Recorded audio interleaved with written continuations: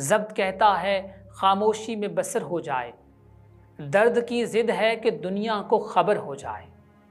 कहने को एक खबर है कि फ़ला फ़ला गाँव ज़ेरे आब आ गए, मगर कभी सोचा है कि एक सैलाबी रैला कितने ख्वाब साथ बहा कर ले जाता है।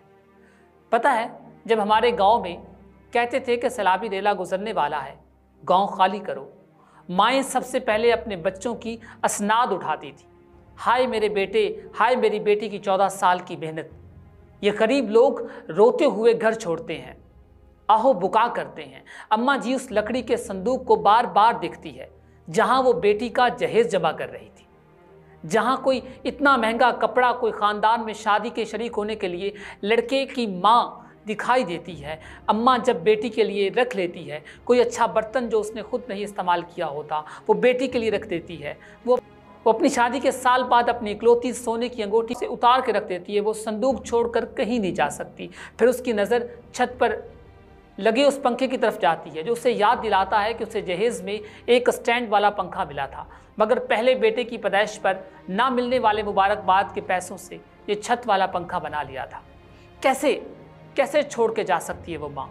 सेन में रखा हुआ दानों वाला वो बड़ा डॉल कैसे छोड़कर जा सकती है, जिसके पास गंदम के दाने उसने अपने बच्चों और शौहर के साथ सख्त गर्मी में जिम्मेदार की ज़मीनों से 2 माह की फसल काट कर कमाए हों?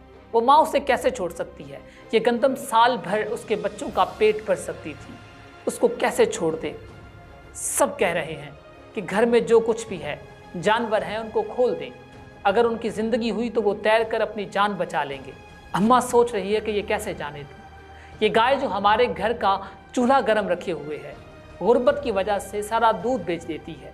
माँ की बच्चों की फीस के पैसे तो निकल आते हैं, फिर घर के कच्चे कमरे कैसे छोड़ सकती है जो उसको छत देते हैं, जिनको अपने हाथों से उसने मिट्टी का लेप दिया था। अम्मा हर साल बड़ी मुश्किल से घर छोड़ना, और मुझे सोच कर दुख भी होता है और मुझे अफसोस भी है कि हमारे हुक्मरान रब को क्या मुँह दिखाएंगे। हज़रत उमर फारूक रज़ी अल्लाह ताला अन्हु जब हुक्मरान बने तो वो फरमाते थे कि मेरे दौरे हुकूमत में अगर एक कुत्ता भी प्यासा मर गया तो उमर जवाबदेह होगा। जो बुरी औरत के घर अपने कंधों पर अनाज लाद कर लाते थे, जो रात भर पहरा देते थे और कहते थे कि अम्मा रब से मेरी शिकायत तो नहीं करोगी। आज हमारे हुक्मरान हैं कि उन्हें रब का सामना करने का खौफ ही नहीं है। क्या जवाज होगा उनके पास? गरीबी भी नेमत है, रब की जुल्म और किसी का हक खाने का मौका नहीं मिलता। देखो, आज माल बहने का इतना खौफ नहीं है। यहाँ किसी का बाप बह गया है, किसी का भाई बह रहा है, किसी के घर के शेरखार बच्चों को पानी निगल गया है, किसी के सर का साईं उसका शौहर पानी खा गया है। देखो, जब किसी गांव में सारी बर्बादी हो गई, पास गांव ऐसे हैं जहां पर किसी का नामो निशान भी नहीं है, पीपल की छाएं सुनसान पड़ी हैं, वो गांव वो बस्ती निगल गया है, बेअरमान बह गए हैं वो सब लोग। सियासतदान के मुताबिक ये सैलाब अल्लाह का अजाब है और हमारे गुनाहों की सज़ा है। मंटो ने कहा था कि लोगों को इतना मजहबी बना दो कि वो महरूमियों को किस्मत और जुल्म को आजमाइश समझकर सब्र करने लगे, हकूक़ के लिए आवाज़ उठाना गुनाह समझने लगे, गुलामी को अल्लाह की मसलहत करार दें, कत्ल को मौत का दिन मुअय्यन करके चुप हो जाएं। कोई इन सियासतदानों से पूछे कि वो कौन सा गुनाह सरजद हुआ है, वो कौन सा गुनाह तस्वीर में छुपाए बैठे हैं जो लाचार ने किया है, जो आपने नहीं किया। जब तक एक चट्टान पर खड़े 5 नौजवान हेलीकॉप्टर का इंतज़ार करते डूब नहीं जाते, जब तक उनकी वीडियो बनकर हमारे व्हाट्सएप पर हमारे ग्रुप में नहीं आती, हम ज़रा मसरूफ़ दिखाई देते हैं। सैलाब चल पड़ा था, लोग मर रहे थे, घर तबाह हो रहे थे, मवेशियों की लाशें सड़कों किनारों पर पड़ी थी, सामान की गठड़ियाँ सर पर लादे काफिले चल रहे थे, तैयार फसलें डूब चुकी थी, पूरे साल के लिए ज़ख़ीरा किए गए दाने पानी को पानी बहा कर ले गया था।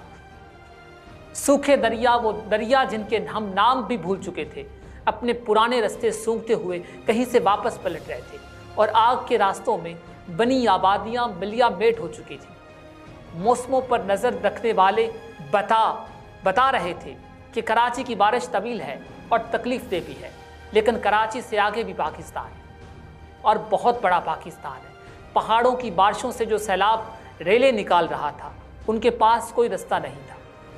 सड़कें हैं, पुल हैं, कच्चे पक्के मकान हैं, नई पुरानी आबादियां हैं जो चुपके से उसका निशाना बन रही हैं। लेकिन हम ज़रा मसरूफ़ थे। सिर्फ अस्करी इदारे ही नहीं, सिर्फ सियासतदान ही नहीं, पुलिस और अदालतें ही नहीं, ख़बरें बेचने वाले और ख़बरें ख़रीदने वाले ही नहीं, हम सब मसरूफ़ थे। हम सब ये जानने की कोशिश में थे कि शहबाज गिल के कपड़े उतारे गए या नहीं, उस पर तशद्दुद किया गया या नहीं। मैंने शायद ज़िंदगी भर टेलीविज़न पर इतनी दफ़ा लफ्ज़ जिनसी तशद्दुद नहीं सुना होगा जितना सैलाब के इन दिनों में सुना है। कि वो हुआ भी है कि नहीं, कैसे हुआ, किसने किया, सबूत दिखाओ, मेडिकल चेकअप क्यों नहीं दिखाते हो, मेडिकल चेकअप करवाओ, शर्म करो रियासत को, शर्म इस सियासत को आनी चाहिए कि किसी पर बगावत का इल्ज़ाम लगाओ। हमें तो बागी भी ठीक नहीं मिले, वो आगे से जिनसी तशद्दुद का इल्ज़ाम लगाए तो ये एक हौलनाक खबर है जिसकी हेडलाइन यकीनन बनती है। लान तान भी, बहस भी, हमारे दीन में भी ये है कि एक इंसान का कत्ल पूरी इंसानियत का कत्ल है। इसी तरह एक शख्स पर तशद्दुद तमाम शहरियों पर तशद्दुद के मुतरादिफ है। लेकिन कौन से दीन में ये लिखा है कि एक तरफ तूफ़ान नूह की कैफियत हो, एक तरफ इंसानियत डूब रही हो, लोग गुराते हुए पानियों में अपने बच्चे खो रहे हों, माएँ डूब रही हों, निकलने का कोई रास्ता नहीं हो, और मुल्क के तमाम पढ़े लिखे लोग इस बहस में मसरूफ़ हों कि आज शहबाज गिल ने नाश्ता भी किया होगा कि नहीं, उसके साथ क्या किया जा रहा है। और जब सैलाब के पानी में एक चट्टान पर खड़े 5 नौजवानों को पहले किसी बचाने वाले का इंतज़ार कर रहे हों और फिर पानी में बह जाते देखा गया, तो हम अपने ही सियासतदानों पर बरस पड़े कि बस अब रियासत बंद कर दो, अब सैलाब ज़दगान की मदद करो। सैलाब ज़दगान की मदद से बड़ा सियासी काम इस वक्त कोई नहीं है और कोई हो भी नहीं सकता।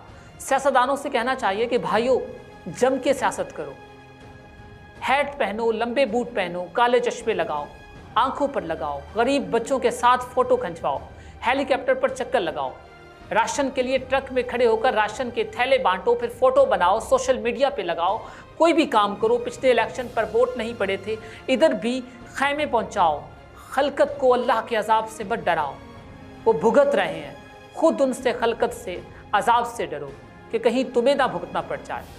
सियासतदानों को, हुक्मरानों को जितने ताने देने हैं दे लो, लेकिन इर्द गिर्द नज़र दौड़ाओ।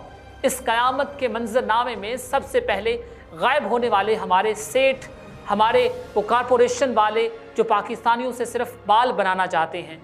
कहाँ हैं वो कंपनियां जो हमारी सरजमीनों से पानी निकाल निकाल कर बोतलों में भरकर उसे बेचते हैं, फिर साल के साल कुछ गाने सुनवा कर मशरूब बेचते हैं।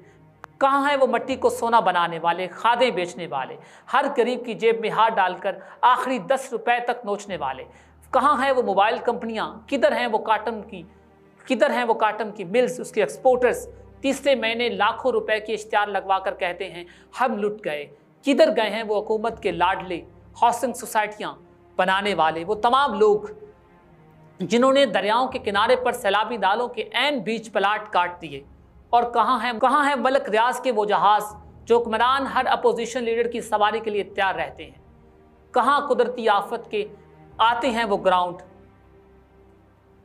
अगर इन सेठों के दिल इतने ही कठोर हो रहे हैं तो एक दिन इनकी बादशाहतें भी इन सवाद की हनीमून होटल की तरह मिनटों में मुनहदम हो जाएंगी। तुनसा की 300 बस्तियां तबाह हो चुकी हैं, बलोचिस्तान डूब रहा है, पंजाब सिंध हर जगह बदतरीन हालात हैं। मगर मीडिया से लेकर सोशल मीडिया तक सबसे अहम मसला शहबाज गिल है। हुकूमत से लेकर आवाम तक हर तरफ बेइज्जती का आलम है। हम वही कौम है ना जो ज़ल्ज़ले पर एक जान हो जाते थे, जो कश्मीर में ज़ल्ज़ला आए तो ट्रक भरकर कराची से वहाँ पर पहुँचाते थे। सैलाब पंजाब में हो तो पूरा मुल्क तड़प उठता था। हम फलाही तंजीमों की बात नहीं कर रहे, वो तो अब भी अपनी इस्तात के मुताबिक कोशिश कर रही। मैं तो इनफरादी इमदाद की बात कर रहा हूँ। पूरा मुल्क सिसक रहा है, मगर बेहिसी का ये आलम है, बेहिसी अपने अरूज पर मैंने इससे पहले कभी नहीं देखी। हमें उन सियासतदानों के टुकड़े टुकड़े कर देना चाहिए। हमारे दिलों को फाड़ दिया गया है, हमें बेहिस कर दिया गया है, हमने अपने अपने बुतों की पूजा में लगा दिया गया है। हमारी तरजीहात बदल गई हैं, हमारे जज्बात बांट दिए गए हैं। हम अंधे बहरे गूंगे हैं। हमें डूबते बच्चों की लाशें, माँओं की चीखें, बाबों के नाले कुछ सुनाई नहीं दे रहे।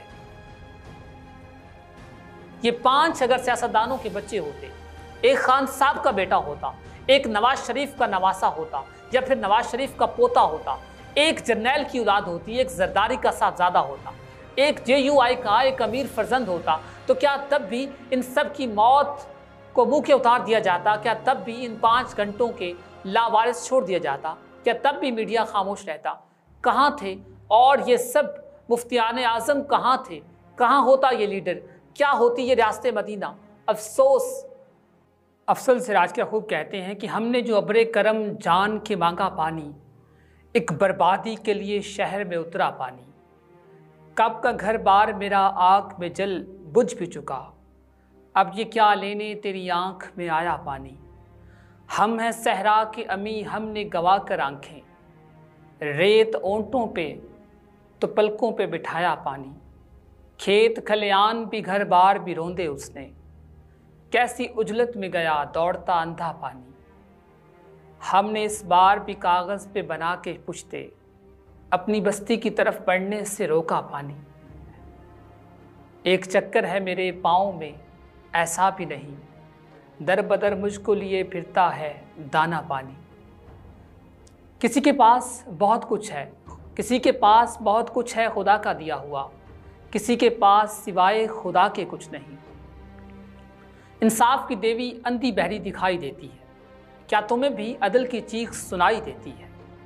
ताकत के खुमार में देखो जालिम के पैरों तले इंसानियत आखिरी सांसें लेती दिखाई दे रही है। सारा शहर न जाने किस कशमकश में मुब्तला है, हर शख्स की ज़बान चश्मबंद दिखाई देती है।